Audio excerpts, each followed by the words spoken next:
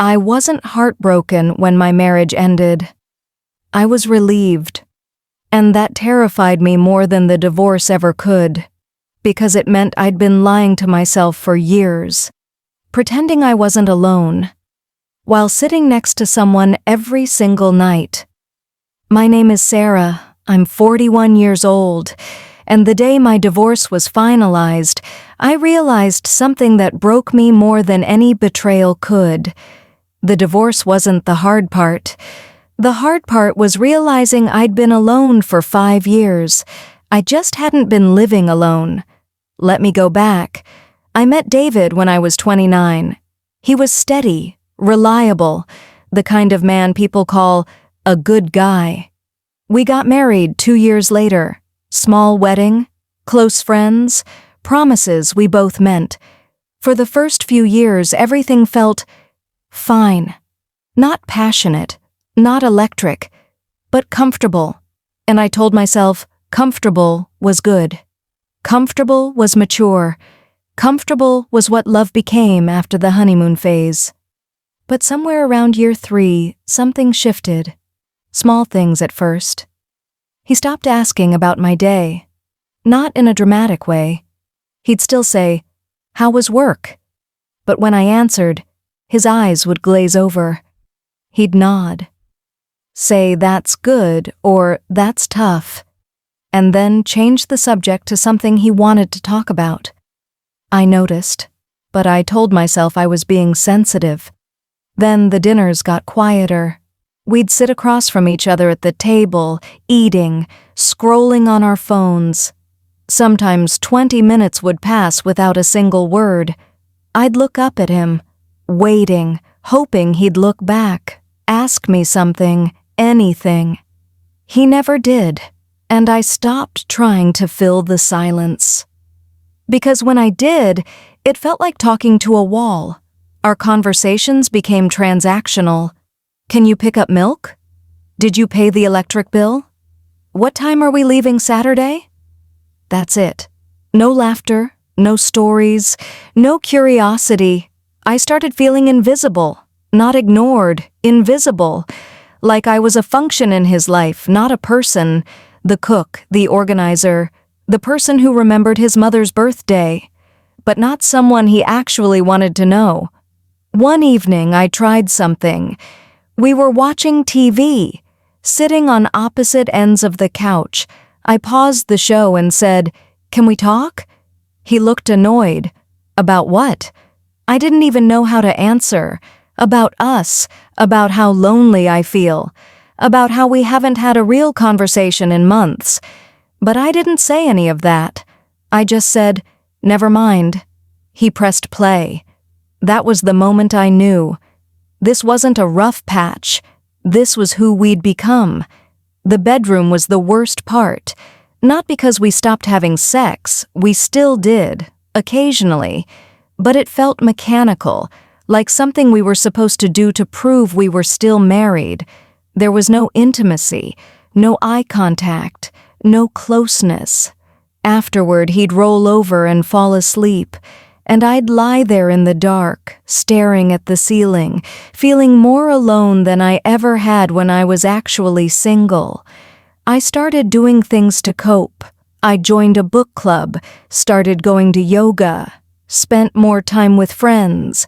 People would say, "You seem happy," and I'd smile and nod, because I was happier when I wasn't home. I was happier when I was anywhere else, but I didn't let myself think about what that meant. One night, my friend Amy asked me a question. We were having wine at her place. She said, "When's the last time David made you laugh?" I opened my mouth to answer. Nothing came. I couldn't remember. Amy looked at me quietly. "Sarah, are you happy?" I laughed it off. "Marriage isn't about being happy all the time," I said. "It's about partnership, commitment." She didn't push, but her question stayed with me. That night I went home and looked at David, really looked at him. He was on his phone, like always. I thought, If I disappeared right now, how long would it take him to notice? And I realized the answer was terrifying. The breaking point wasn't dramatic. It was a Tuesday. I had a really hard day at work, the kind of day where you just need someone to listen, to care, to say, "I'm here." I came home. David was in the living room. I sat down next to him and said, "Today was rough." He didn't look up. "Mm-hmm." That was it. No, "What happened?" No, "Are you okay?" Just, "Mm-hmm." And something inside me cracked, not loudly, quietly, like ice breaking under weight it was never meant to hold. I stood up, walked to the bedroom, closed the door, and for the first time in years, I let myself cry. Not because he didn't care, because I finally admitted it to myself. The next morning I woke up and felt clear, terrifyingly clear. I didn't want to fight for this anymore. I didn't want to beg someone to see me. I wanted out. When I told David I wanted a divorce, he looked shocked. "Where is this coming from?" he asked. I almost laughed. Where is this coming from? It was coming from 5 years of silence, 5 years of feeling like a ghost in my own home, 5 years of pretending that being married meant I wasn't alone. But I didn't say that. I just said, "I'm not happy." He got defensive. "I work hard. I provide. I've never cheated. What more do you want?" And that was the problem. He thought marriage was a checklist. Pay the bills. Don't cheat. Show up. He didn't understand that I needed more than that. I needed to be seen, to be heard, to be wanted, not just kept. The divorce was civil, no yelling, no lawyers fighting. We divided everything fairly. He took the couch. I took the kitchen table. We sold the house. And just like that, 10 years dissolved into paperwork. On my first night in the new apartment, I sat on the floor. Boxes everywhere. Silence everywhere. And I waited to feel devastated, waited to panic, waited to regret everything. But I didn't. Instead, I felt, okay. For the first time in years, the silence didn't feel heavy. It felt peaceful, because it was honest silence.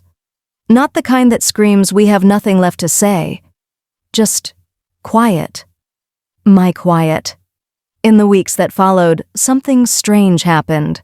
I started remembering who I was. I'd make dinner for one and actually enjoy it. I'd watch shows David hated. I'd go to bed early or stay up late without checking with anyone.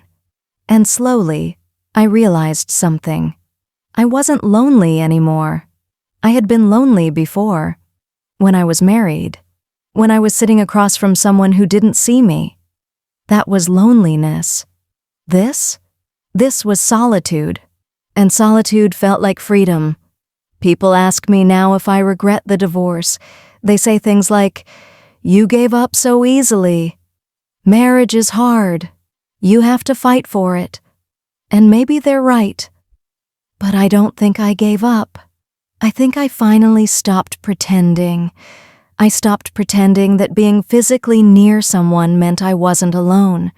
I stopped pretending that silence was the same as peace. I stopped pretending that staying was the same as loving. Here's what I learned. You can be married and still be the loneliest person in the room. You can share a bed and feel miles apart. You can do everything right and still be unseen. And sometimes the bravest thing you can do is admit it.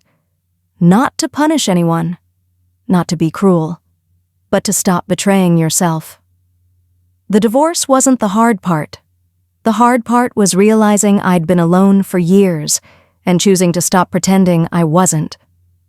Now, 6 months later, I live in a small apartment. I eat dinner in silence. I go to bed alone.